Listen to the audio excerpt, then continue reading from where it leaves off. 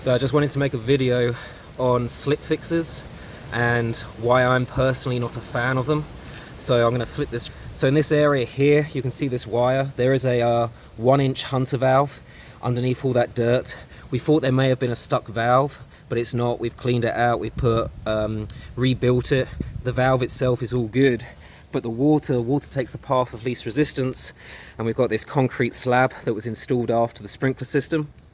And they did do a pull reroute, but the geniuses that put this guy in decided to use a slip fix right here.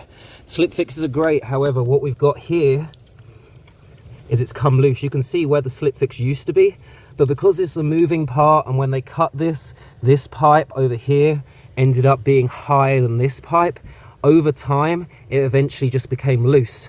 So I'm going to cut this guy out and I'm going to show you how I repair them. Slip fixes, there's nothing wrong with them as long as they're repaired properly. Personally, I'm just not a fan. I'm just going to show you what I would do instead.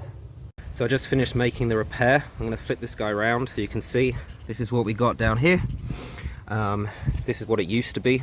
So the pipe used to come this way. This T then fed to the valve. So that was down there. This was where the T used to be, and it used to feed over to this guy over here. And the slip fix extended out, connected onto this bit of pipe, and that bit of pipe is here. So that's where the slip fix used to be. I cut all of that out. The reason why this failed, this is a moving part. It wasn't extended out the whole way. And you can see in here, the pipe isn't actually budded up the whole way, and the primer just keeps eroding the pipe. So over time, it is eventually going to break and leak, and that's what we had. So to make this repair, first I cut that bit of pipe there, and this bit of pipe here. First bit of pipe that I glued on was this T and this 1-inch schedule 40. I always make my repairs with schedule 40. That way it's insurance for me. I know it's not going to break. I'm not going to bother with class 200. If it was an install, maybe class 200, but all of my repairs are going to be schedule 40.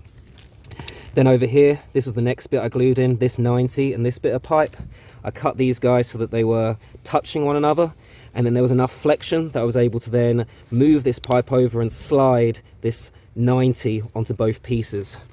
Then the next thing I did, glued this bit of pipe and this 90 and this bit of pipe, glued this 90 on, fed this bit of pipe across, and then again, the last thing I had to do was just glue this 90 on, and I had plenty of flexion, plenty of play, so then I could just slide it on. Slip fixes, compression couplings, they're fine. You guys can keep using them as long as they're installed correctly. There's nothing wrong with them, but they are the I repair them a lot. Majority of the time when I come across a leak, it's going to be because of this or a compression coupling. If you use 490s, you're going to get it right every single time, but it's up to you. I mean, you make your repair however you want. I'm just going to follow behind you and just keep making money off of these slip fixes repairs. That's all well and good.